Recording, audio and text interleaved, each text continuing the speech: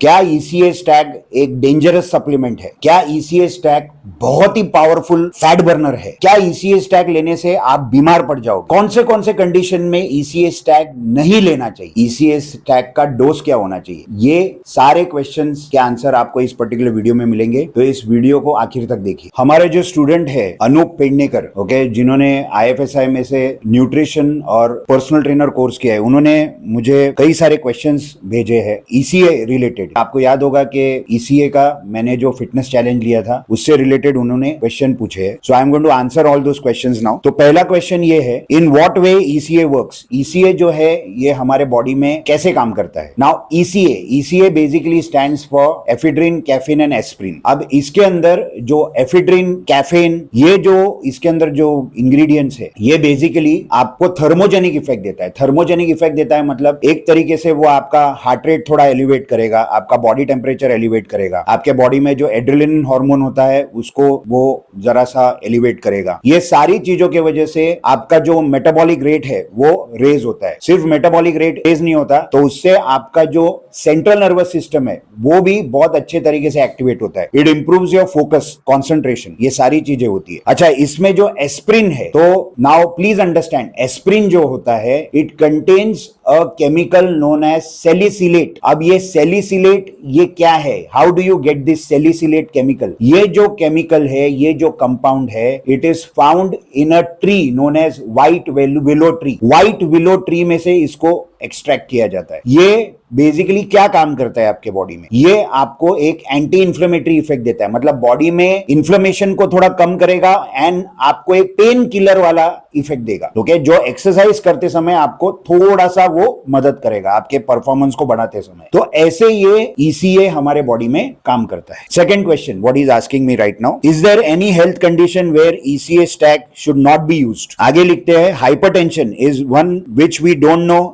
if we are suffering from it. What care should be taken while taking ECA? What conditions are there where you should stop taking ECA? तो ये पूछ रहे वो कि ECA जो है ये कौन से हेल्थ कंडीशन में आप नहीं लोगे। जैसे फॉर एग्जांपल अगर किसी को हाई ब्लड प्रेशर है, तो हाई ब्लड प्रेशर बहुत सारे लोगों को पता नहीं होता, तो ऐसे केस में आप क्या करोगे, उसमें प्रिकॉशंस लोगे, और कौन से कंडीशन में आप ECA को नहीं लोगे या आप उसको रोक दोगे। तो मैं आपको क्लियर कर देता हूं कि मैंने आपको पहले ही बताया, ECA जब आप लेते हो तो उससे आपका हार्ट रेट थोड़ा एलिवेट होगा, बॉडी टेम्परेचर थोड़ा एलिवेट होगा। सो डेफिनेटली ऐसे लोग जिनको कार्डियोवास्कुलर इश्यूज है, कोई भी कार्डियोवास्कुलर इश्यू है, अगर उसको anything which is related to the heart, whether it is hypertension और whether it is any other problem relating to the heart, you know, mitral valve prolapse, arrhythmia, anything which is related to the heart, such people should avoid taking ECA. उन लोगों ने ECA नहीं लेना चाहिए. Those people who are suffering from any type of neurological problem, all those people suffering from neurological problem, okay, जैसे अगर किसी को एपिलेप्सी का प्रॉब्लम था या तो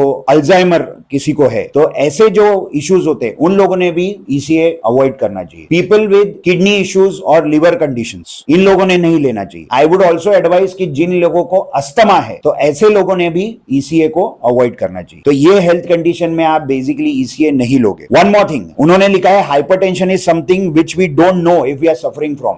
when we work in fitness industry, जब हम फिटनेस इंडस्ट्री में काम करते हैं तो प्लीज अंडरस्टैंड हमारे क्लाइंट का जो भी मेडिकल कंडीशन है और उसके जो पैरामीटर्स है वो हमको समझना बहुत ज्यादा जरूरी है. It is very important for every particular personal trainer कि वो जाने कि उनके क्लाइंट का ब्लड प्रेशर क्या है, उनका ब्लड शुगर लेवल कितना है. तो ये बेसिक इंफॉर्मेशन आपने डेफिनेटली निकालनी चाहिए, क्योंकि इससे आपको बहुत क्लियरिटी मिलती है, चाहे वो एक्सरसाइज हो या वो चाहे वो न्यूट्रिशन हो या सप्लीमेंट रिकमेंड करना हो. जैसे अभी ये सप्लीमेंट है तो इसमें आपको ये सारे पैरामीटर्स पता होना जरूरी. How doses should be taken? Should we start with lower doses? ये इनका थर्ड क्वेश्चन है. Definitely you should start with low dose. तो आप एक कैप्सूल मॉर्निंग में, अर्ली मॉर्निंग एम्प्टी स्टमक आप उसको ले सकते हो. पहले 4-5 दिन तक आप उसको लीजिए. कुछ लोगों में जब आप उसको लेते हो तो थोड़ा सा उनको थोड़ा एंजाइटी उनका एलिवेट होता है, कोई लोगों को ट्रेमर्स भी आते हैं, लेकिन वो 3-4 दिनों में द बॉडी अडेप्ट्स टू इट. उसके बाद आपको अगर डोज बढ़ाना है तो आप एक कैप्सूल मॉर्निंग में और एक कैप्सूल 7 आवर्स के बाद, before your meal, may be half an hour before your meal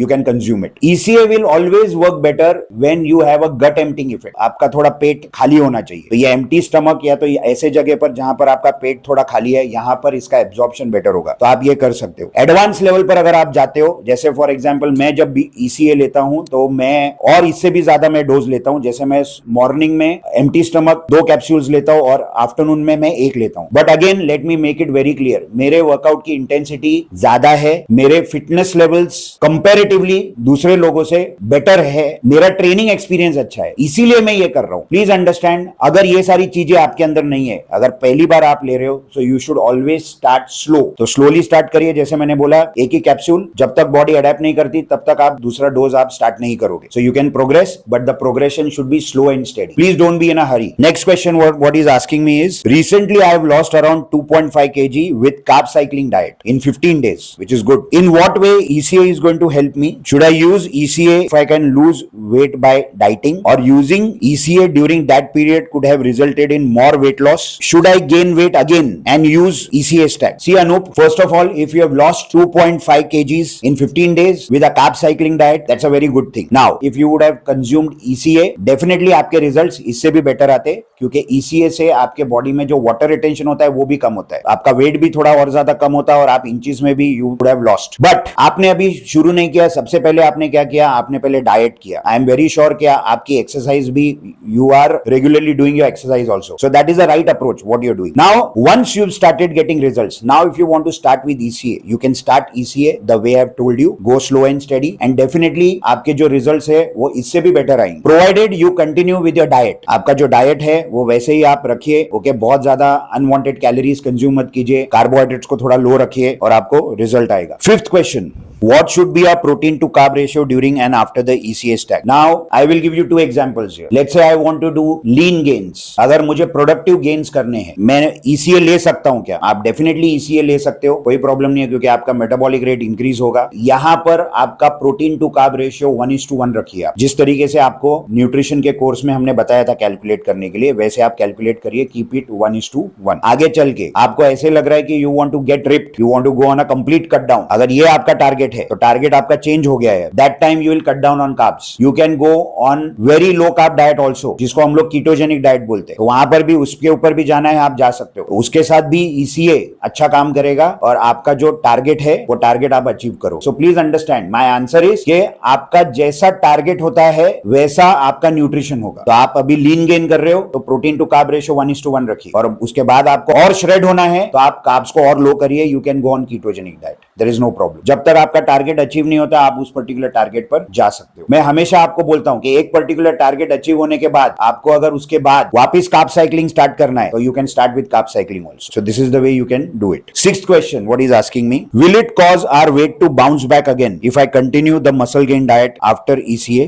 stack? If you don't follow a diet later on, due to some reason, if you don't follow a diet and if your caloric intake increases, आपका carbohydrate intake बहुत ज्यादा बढ़ रहा है, जो generally आप देखते हो बहुत सारे लोगों में होता है कि उनका टारगेट अचीव हो गया, then you know they don't take it so seriously, वो उसको बहुत लाइटली लेने लगते हैं और इसीलिए then they start intaking carbs या तो अनवांटेड कैलोरीज लेने लगते हैं। अगर ये हुआ तो डेफिनेटली आपका वेट गेन होगा। ECA will always work with right type of diet, तो प्लीज अंडरस्टैंड, ECA मतलब कोई मैजिक पिल नहीं है। ECA को काम करना है तो डाइट का सपोर्ट बहुत जरूरी है, और अगर आप एक्सरसाइज करोगे तो और ज्यादा सपोर्ट मिलेगा। So please understand this. तो ECA बंद कर दोगे, उसके बाद पूरा जो खेल है, पूरा जो गेम है वो आपके डाइट का है कि आप डाइट में कितना स्ट्रिक्ट रहते हो, आप उसको कितना सीरियसली लेते हो। मैं और एक बात बताना चाहता हूं यहाँ पर कि ऐसा नहीं है कि आप चीट नहीं कर सकते, बट लेकिन चीट करने का भी एक तरीका होता है। तो let's talk, it's human nature. ये नहीं हो सकता कि आप सालों साल तक एकदम स्ट्रिक्ट डाइट पर जाओ, कभी ना कभी तो आप चीट करोगे ही करोगे, लेकिन उसका भी एक तरीका होता है। ये ना हो कि आप चीट कंटिन्यूसली चीट करते रहो, बार बार चीट करते रहो, उसकी फ्रीक्वेंसी आप बढ़ा दो, ये होगा तो डेफिनेटली आपका वेट गेन होने वाला है। लेकिन अगर आप थोड़ा सा पेशेंस रखोगे, ओके, और जहां पर आप चीट करने वाले हो वहां पर भी आप एक लिमिट में चीट करोगे। एक पर्टिकुलर मील में, एक मील पोर्शन में आपने थोड़ा सा चीट कर लिया, उससे कोई ज्यादा फर्क पड़ता नहीं, but it should not be very frequent. तो ये आपने ख्याल रखना चाहिए। Thank you so much Anoop Pednekar, आपने इतने सारे सवाल किए मुझे, and it was, I felt really good and I felt really nice in answering all these questions. अब अनूप के वजह से मैंने एक बात मैंने रियलाइज की है कि ऐसे क्वेश्चंस मेरे पास लगातार आते हैं। मेरे कोई लोग मुझे मेरे वीडियोस पर कमेंट करते हैं, बहुत सारे लोग मुझे व्हाट्सएप व्हाट्सएप पर भेजते हैं, ओके, ईमेल भी करते हैं मुझे, और मैं जितना हो सके उतना मैं इन सारे क्वेश्चंस को मैं आंसर देता हूं। बट बिजी स्केड्यूल होने के वजह से कई बार बहुत सारे लोगों के आंसर्स रह जाते हैं। तो आज से मैं एक सिस्टम तैयार करने वाला हूं, और वो ये है कि मेरे वीडियोस के नीचे कमेंट में आप अपने क्वेश्चन को लिखिए, और वो क्वेश्चंस को मैं डेफिनेटली हैंडल करूंगा, मैं आंसर दूंगा, मैं उसको एड्रेस करूंगा, जैसे अभी अनूप पेंड ने करने की है। सो आप मुझे exercise related questions, nutrition related, special population cases, medical conditions, supplements, ये सारे टॉपिक्स पर आप मुझे क्वेश्चंस लिख सकते हो। कमेंट बॉक्स में आप लिखिए उसको, एंड आई विल ट्राई कि मैक्सिमम क्वेश्चंस के ऊपर मैं वीडियो बनाऊं, जिससे मेरे बहुत सारे व्यूअर्स जो है, मेरे फॉलोअर्स जो है, और मेरे स्टूडेंट्स जो है, उनके क्वेरीज को मैं हैंडल कर सकूं। तो ये मैं आज से शुरू कर रहा हूं। सो आई होप इससे आपको डेफिनेटली बहुत मदद मिलेगी। So I am eagerly waiting for all your queries, all your questions. आप अपने क्वेश्चंस को, क्वेरीज को प्लीज कमेंट बॉक्स में लिखिए, and I will definitely answer it. See you soon.